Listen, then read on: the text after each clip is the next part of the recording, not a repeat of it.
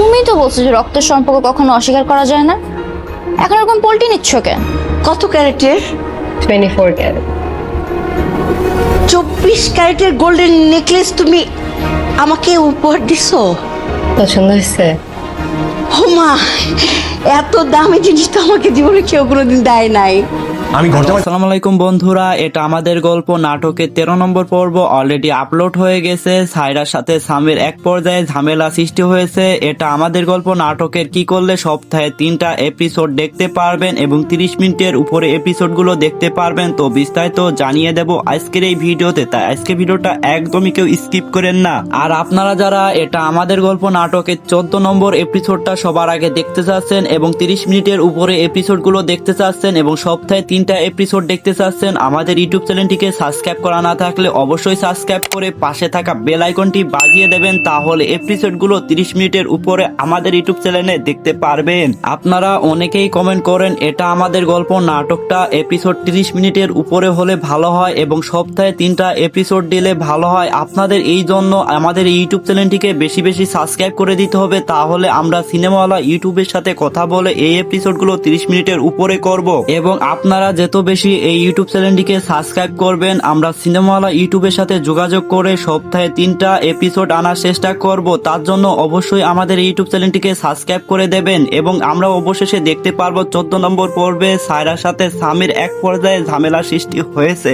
অর্থাৎ সায়রা স্বামীর সামনে যে বলেছিল ফারাদের এক্স গার্লফ্রেন্ডকে তুমি বিয়ে করেছো না, এই জন্য সায়রার সাথে এক পর্যায়ে স্বামীর কিছু কথা কাটাকাটি হয়। এই জন্য স্বামীর সাথে সায়রা কিছু ঝামেলা হয়। পরবর্তীতে ফারাদের কাছে সায়রা বলে এইগুলো।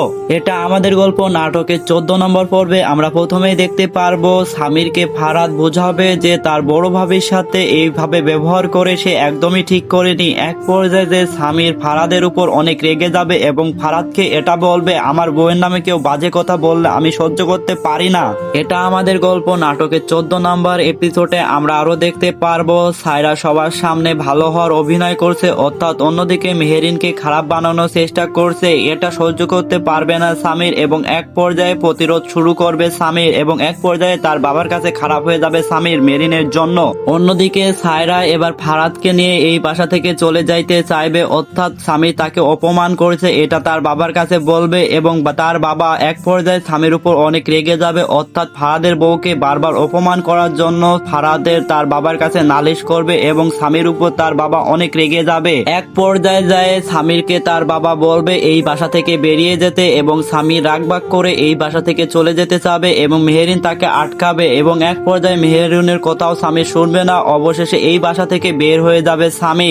এটা আমাদের গল্প নাটকটা 14 নম্বর এপিসোডটা অনেক ধামাকা হতে যাচ্ছে। আপনারা যারা 30 মিনিটের উপরে দেখতে চাচ্ছেন এই নাটকটা এবং সপ্তাহে 3টা এপিসোড দেখতে চাচ্ছেন, অবশ্যই আমাদের ইউটিউব চ্যানেলটিকে সাবস্ক্রাইব করে দেবে এবং কমেন্টে জানিয়ে দেবেন কোনটা করলে ভালো হয়। আপনাদের কমেন্টের উপর ভিত্তি করে আমরা পরবর্তী নাটকের এপিসোডগুলো নিয়ে আসবো। আজকে ভিডিওটা এই পর্যন্ত, আল্লাহ হাফেজ।